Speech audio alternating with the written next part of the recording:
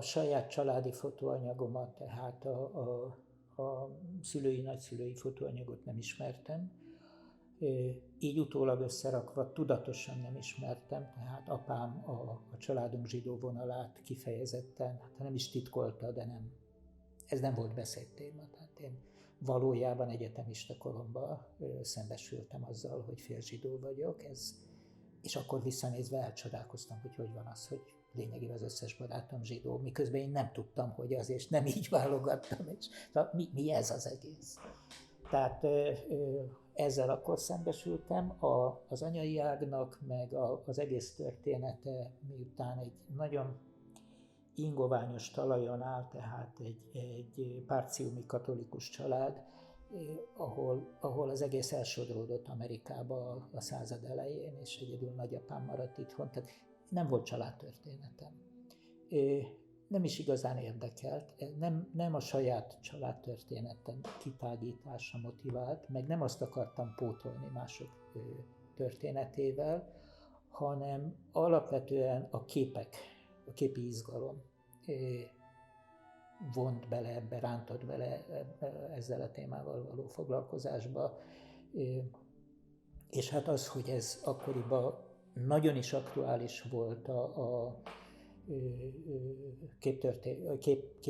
képelmélet, képtörténeti kutatásokban, ez csak megerősített, hogy tök jó fele indultunk. Nem eredményesen, de mégiscsak jó felé.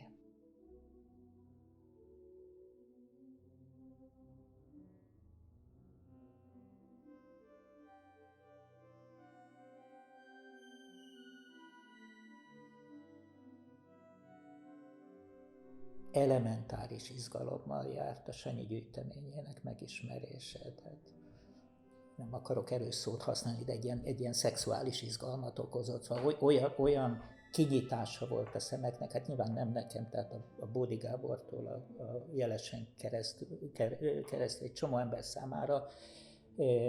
Sanyi személyisége, látásmódja, képanyag, tehát rettentő izgalom volt.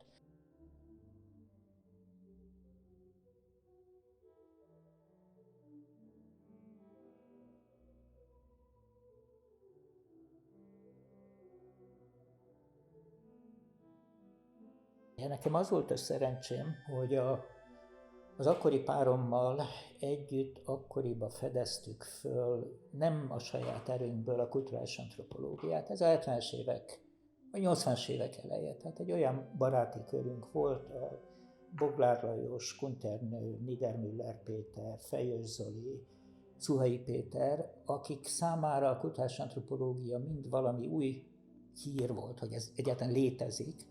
Ugye a Kunternő nagyon bízott benne, hogy ez a vizualitás kapcsán is valamiféle területet fog kijelölni, és valóban Európában akkoriban volt egy erős felívelése ennek talán még nem is vizuális, Európában nem vizuális antropológiának hívták akkoriban, mindesetre volt egy olyan európai társaság, amelyik ilyen jellegű konferenciákat, egyet-kettőt szervezett, az egyiket éppen Miskolcon. Tehát volt a képek felé fordulásnak ez még az úgynevezett visual turn előtti pillanat volt, a képek felé fordulásnak volt egy nagyon erős jelentősége, és egy-két kivételes személyiség, és nálunk ugye egy ilyen volt igazából, ez Sinkó Kati, aki talált módszert ahhoz, hogy nem speciálisan a fotót, de a vizualitás, a történelem és a művészettörténet együttműködése hogyan válhat gyümölcsözővé. Nekem nagy szerencsémre akkor nagyon könnyű volt elmenni Amerikába. Elmentünk 3 hónapra a párommal Egyesült Államokba és Mexikóba. Ő egy terepmunkát akart Mexikóba, totonákok között, mert hát igazi antropológus akart lenni, az is lett. Én pedig végigolvasgattam egy csomó egyetemet a keleti parttól a nyugati partig. Ebben külön élmény volt egy Richard Chelfen nevű figura és az Annenberg School of Communication nevű hely, ahol egyszerűen találkoztam egy szóval, hogy vizuális antropológia. Mondtam, ez az. Tehát, ha én azt gondolom, hogy értek a képekhez, mondjuk, és és nem tudok azzal a fajta művészeti fordulattal mit kezdeni, ami történik. Hát akkor itt ezt kell csinálni. És hazajöttem, azt mondtam, hogy na jó, akkor én vizuális antropológus leszek.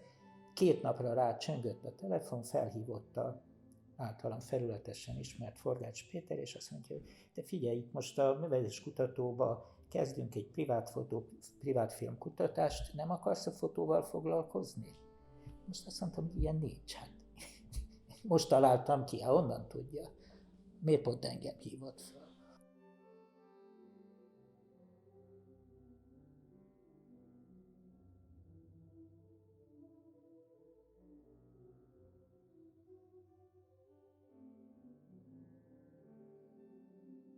Tehát a Péter volt a belső munkatárs, ő járta ki, hogy a Soros Alapítvány nagyon nagy lelkűen támogatta ezt a kutatást, volt pénzünk szinte mindenre, amit akartunk. Volt egy intézményi keret, a Művelődéskutató Intézet, volt 2 ekkora szobánk, nagy szekrények, telerakva anyaggal. Következő volt eleinte a cél, gyűjtsünk be mindent, amit tudunk. Ez 3 szálon folyt. Az egyik, valahogy jóba lettünk Erdély László Attilával, aki a főfotóvállalat igazgatója volt, ma is megvan jó egészségnek örvend a filmlaborba, nyugdíjas munkatárs, egy technikai ember, de azért ennél sokkal több. Elmondtuk neki, mit akarunk, azt mondta, hogy jó van gyerekek, éjszakánként kijárhattok az üzembe, és a selejtből annyit visztek el, amennyit akartok. Úgyhogy ez elég rendszeresen történt, hogy hosszú éjszakánkon keresztül egyik oldalon mi, néhányan, mindig változóan egy stáb, másik oldalon mellettünk a Kardos Sanyi, ott ültünk és a szemétbe válogattunk. Hihetetlen harmonikus volt az együttműködés, mert a Sanyinak semmi nem kellett, amit mi akartunk.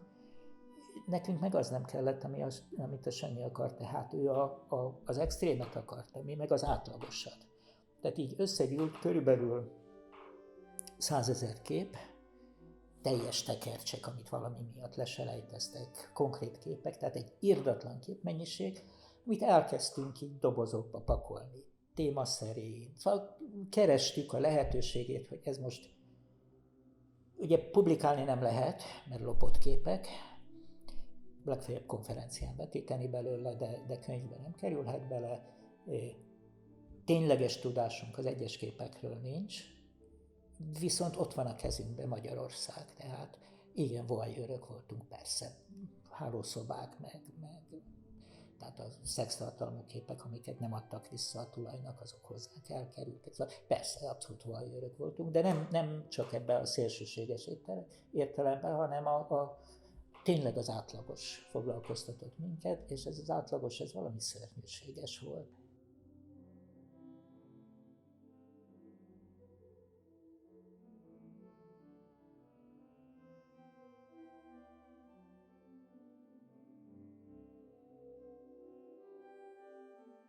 Elviselni azt, ami körülöttünk van.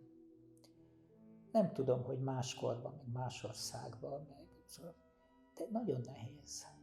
Mi becsukjuk magunkat egy értelmiségi, speciális világba, ahol többé-kevésbé jól érezzük magunkat, vagy kritizálunk, vagy mindegy, szóval folyik valami történet, és erről a világról legfőjebb ilyen Duma színház szinten, meg Gálvölgyi szinten akarunk tudomást szerezni, ilyen kis lenéző félmosollyal. Na most ilyen mennyiségű képnél, ahol már nem lehetett lenéző félmosollyal nézni, mert olyan tömegbe a pofámba jött az, hogy élünk, vagy hogy élnek. Hát, hogy élünk. Tehát mi az átlag, mi a tömeg, ez tényleg sokkoló volt. Tehát nyaraláskor az ember nem néz oda, különben meg bezárkózik a könyvtárba, meg otthon. De ezeknél a fotóknál nem volt menekvés, szembesülni kellett a történettel.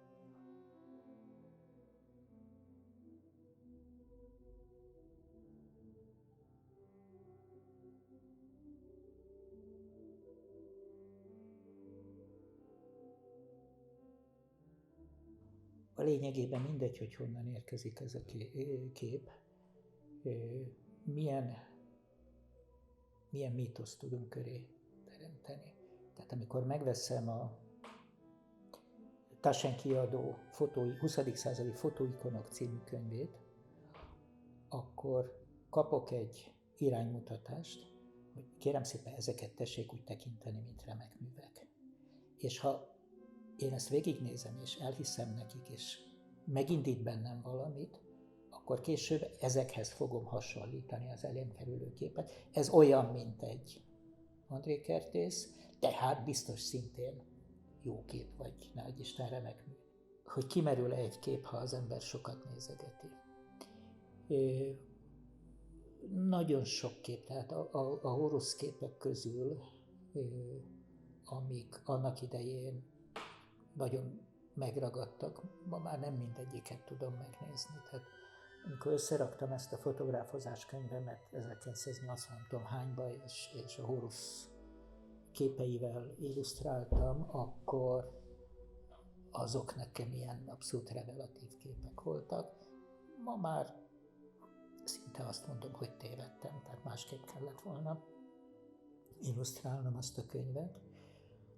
De van-e olyan fotó, ami megnézve újra és újra és újra, és nekem volt, biztosan volt, tehát a különféle változó életeim és lakásaim során mindig ott volt a falamon egy bizonyos fotó, most sajnos tönkrement az a kópia, nagyon sajnálom, le kellett venni a falról. Ez a Szilágyi Lenkének volt egy fotója, a Mészöly Miklós konyhájában egy teáskanna, amint gőzölök.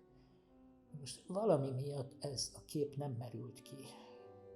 Tehát nem tudom a választ, hogy miért. Szilágyi Lenke képei amúgy is eléggé kínálják magukat a nem kimerülésre. Pontosan azért talán, mert nem lehet megmondani, hogy mi van rajtuk, és nem lehet definiálni, hogy ki a Szilágyi Lenke. Ki a Szilágyi Lenke? Milyen fotós? Miért jó a Szilágyi Lenke? Jó. De miért? Mert jó. Szóval nem tudott az a kép kimerülni. Lehet, hogy szerencsém van, hogy most tönkrement, mert túl közel volt a tűzhelyhez, és elkezdett lepattogzani róla az emózió. Mert lehet, hogy azért 30 év után kimerült volna. De nagyon kevés olyan fotót tudok, ami reveláció, aztán egy darabig együtt élek vele, aztán jönnek más képek.